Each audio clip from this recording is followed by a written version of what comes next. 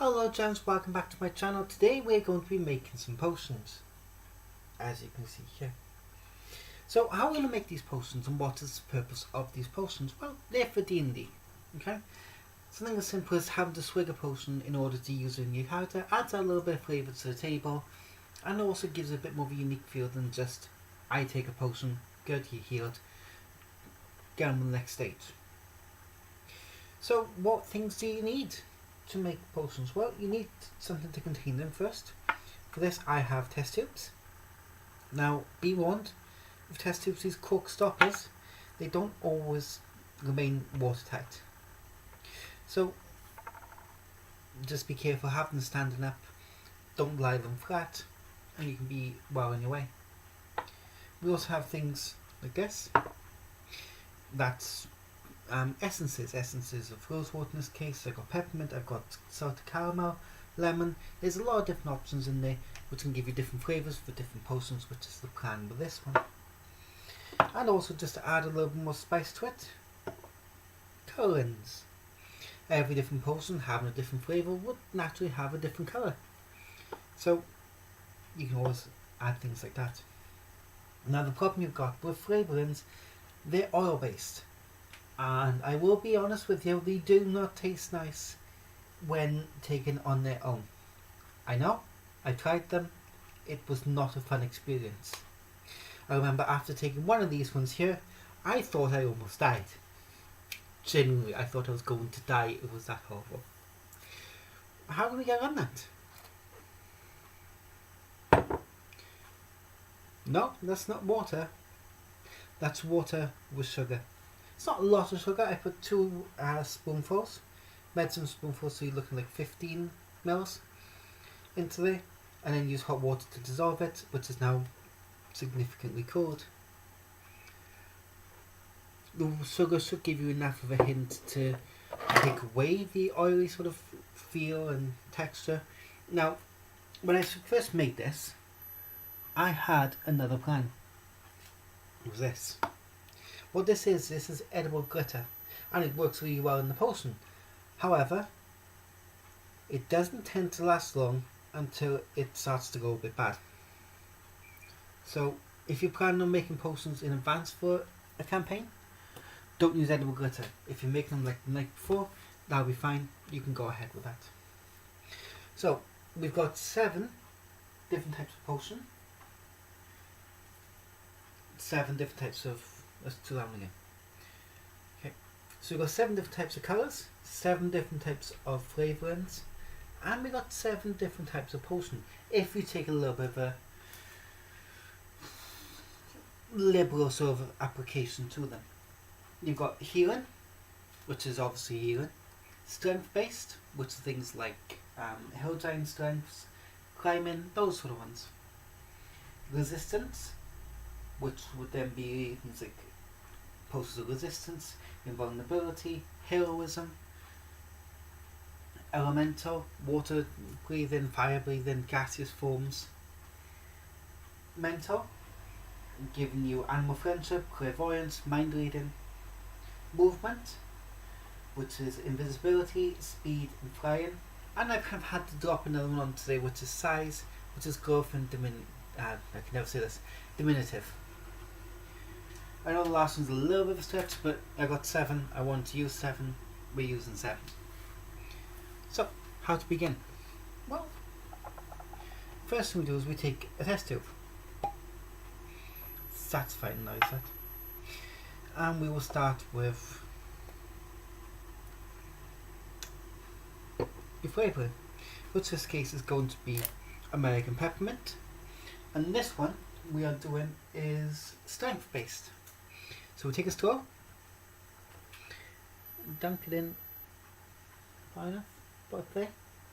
You don't need masses, so putting the straw in, press on the top. There we go. You then create a vacuum in which to maintain the liquid you're picking up. You also need some tissue just to clean off the straw. So we want some flavouring, not flavouring, colour. Colour is what the word I'm looking for. Once again, in it goes. Pick it up. Boom.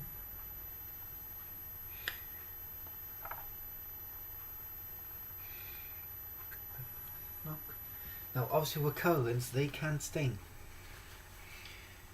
So if you plan on doing a lot, I'd recommend you, once again, you put cloth down and wear something you don't mind getting a little bit dirty or stained. It will come out, but it's just a lot of hard work to do so.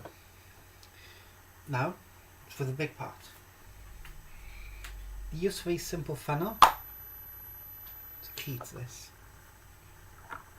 Funnel goes in. You take your water. You very carefully. So careful, in fact, that I missed. You see, that's the problem you have. You can't overfill them. Because I am dumb. I went too quickly. So you have your potion, but there's one major problem with this potion. A little bit overfilled, so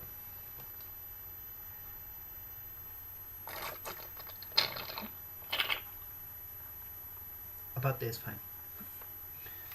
Doesn't taste too bad. Tastes of peppermint. Cork goes on. Push down as far as you can. But obviously be careful, it is glass. And there you have a potion of strength. You can get like little labels to put on there to denote what one is which. But as long as you know what basic premise the potion should be operating on, will suffice. Now, if you want to be extra careful, you can do it this way.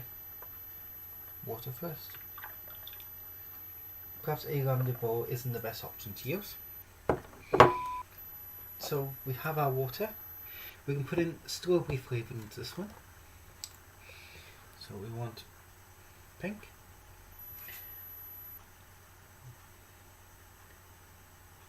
Rose. You really don't need a lot of flavouring. It smells really strong, to be fair.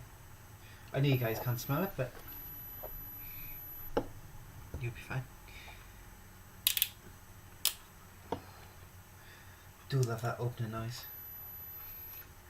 And with the orange colour, and we turn on so you can see that orange colour. Thank you.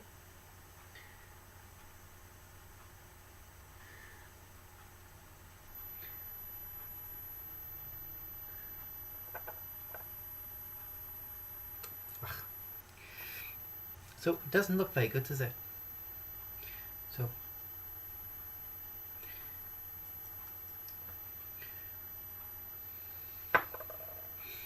and now you have what looks like a perfectly normal potion. This would be a potion of resistance. They don't always have to be perfectly full. And after all, this is science. Very ancient science, but science nonetheless. Science is never perfect.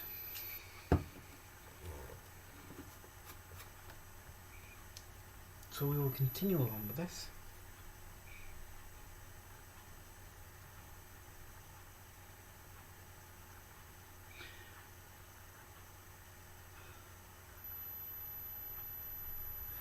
So in goes salted caramel.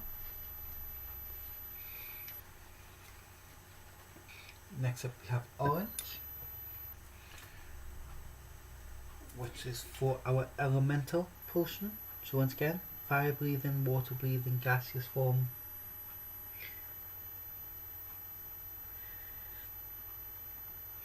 Didn't get a lot of that one, so put a lot more in. Now we don't want to put in too much in terms of flavouring, because they can be overpowering. This is why we have the sugar, just to offset that a little bit. Is Sicilian lemon.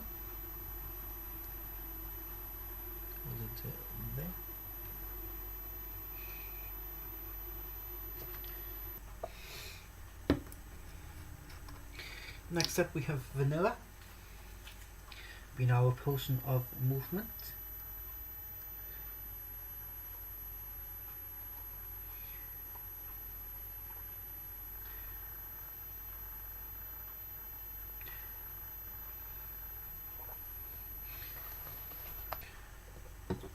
And finally, representing our size, is rose water.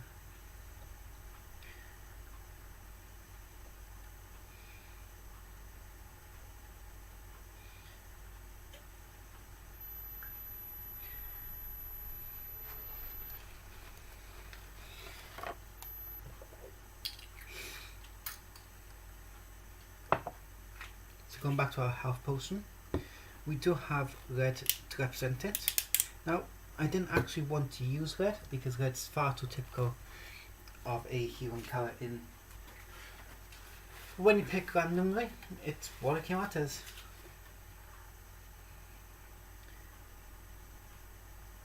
As you can see over there, our health potion on the far side from me has got a very dark colour to its flavouring, so we put another extra little bit of colour to there just to counterbalance that. Let's pop our cork back on that one,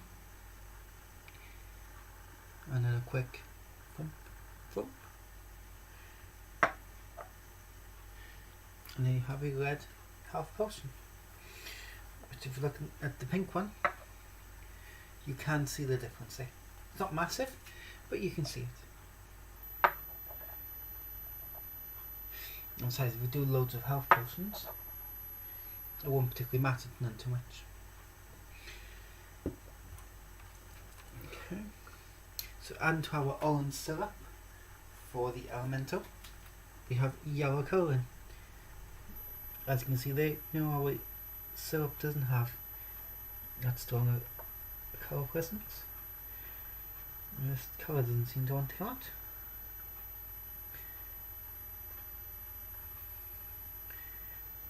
Let's see if that's going to be enough. So once again we're going to go bump. There we go. Potion of elements, being represented here with the element of sun. Not sun, I won't go with it. Listen. Oh. Come on. One of my personal favourite colours here, mixing in Sicily lemon. Our mental potion is going to be green. This was one of the colours I would have liked to have had for the health potion. Once again, when you don't actually pick, you let fate decide. You can get any colour you like. Once again, thump, thump. That does not look good, does it? Okay, we see them listening down the bottom. See that? Let's give that a shake. It could just be reaction in there.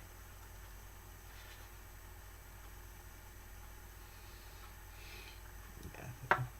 I think there's a bit too much colouring in there, if I'm honest with you, because as you can see there, it's now all gone.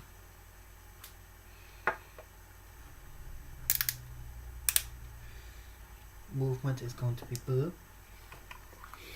I guess you could make a joke with the European Union and freedom of movement there, but we're not going to do that. And plop.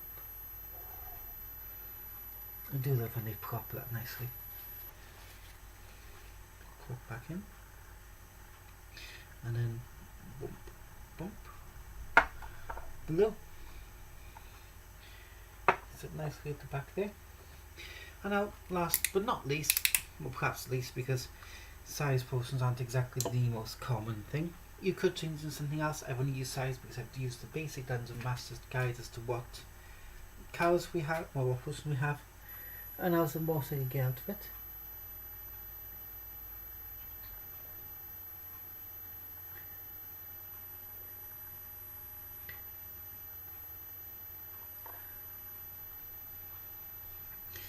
The good thing about having the black colour is you can use some of the stronger coloured syrups like vanilla extract or the salted caramel,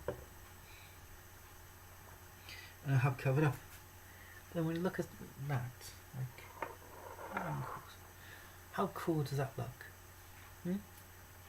It does look pretty awesome, but not quite good enough for a standard potion, so bump, bump. It's turned black, kind of a greyish black maybe. You could always put in more colour to make it darker. And I think they look pretty good.